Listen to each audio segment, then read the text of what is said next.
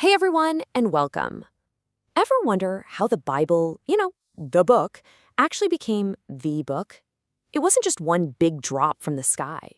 It's this incredible story about a whole bunch of different writings, different communities, all coming together over hundreds of years. So, let's dive in. Okay, so let's just get this out of the way right up front. Was the Bible always this one single book that you could hold in your hands? The answer, a big, fat no. Not even close. That idea of it being a single, finished volume from day one, that's a pretty recent thought. The real story is, well, it's way more interesting. And to really get a grip on how it all began, we've got to change how we look at it. So stop thinking of it as one book. Instead, I want you to picture a library. Seriously, this one idea changes everything. Because a library isn't just one story, right? It's got all sorts of stuff. You've got history over in this aisle, poetry over here, stacks of letters, books of law, even prophecy. I mean, you name it. And all of it written by tons of different people, across hundreds of years. Think about it. You wouldn't read a law book the same way you read a poem, would you? Of course not. And that's the key. This whole library idea is how we unlock the way it was all put together. All right, so let's hop in our time machine and go way back to the first few centuries. This period was not quiet and organized. Oh no, it was an age of so many writings. It was this buzzing, dynamic literary scene where all sorts of texts were flying around. Take the Gospels, for instance. You're probably thinking Matthew, Mark, Luke, and John, right? Well, back then, there were way more than just those four. All these different accounts about Jesus' life and teachings were being passed around from community to community. And it was the same deal with letters. It wasn't just a handful. You had tons of letters from apostles and other leaders being copied and shared all over the place. They were the emails of their day, really, offering advice and keeping these scattered communities connected. And then you've got the apocalypses. These were these wild symbolic writings full of visions about the end times or divine justice. They were a huge part of the mix too, adding to this incredibly rich tapestry of texts. So here's the main takeaway from all this. Having a ton of different texts wasn't the exception, it was the norm. There was no official, stamped and approved Bible yet.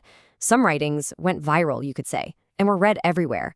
Others were like a local favorite, loved by just a few communities.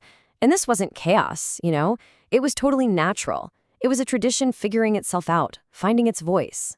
But you can probably see where this is going. As this movement got bigger and spread out, it started bumping into new ideas, new challenges. And people started to wonder, okay, with all these books floating around, which ones are really the core of what we believe? Which ones define who we are? And this wasn't like a switch was flipped overnight, not at all. It was this slow, careful process. People in these communities were basically asking themselves, okay, which of these writings really capture the heart of the tradition that's been handed down to us? It wasn't about inventing something new, it was about recognizing what was already working, what was already speaking to them. Which of course brings us to the big question, how did they actually create the final list? The canon. Let's get into it. So first off, what the heck is a canon? It sounds kind of formal, but it's pretty simple. The word comes from Greek, and it just means a rule or a measuring stick. So when we talk about the biblical canon, we're talking about the collection of books that a community decided was their measuring stick, the standard they used for their beliefs and how they lived. And this is where we have to bust a pretty common myth.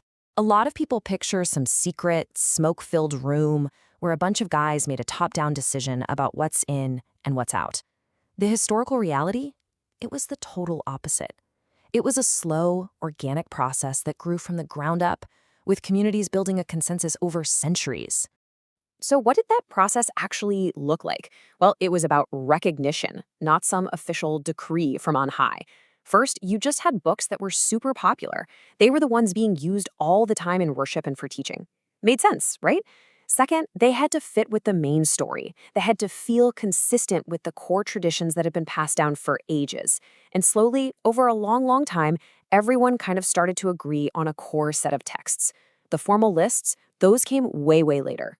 Okay, so that's the what and the how, but so what? Why does any of this matter? Why is it so important to understand this history? Well, this quote right here, it just nails it. The formation of the canon did not create the tradition, it delimited it. Think about that.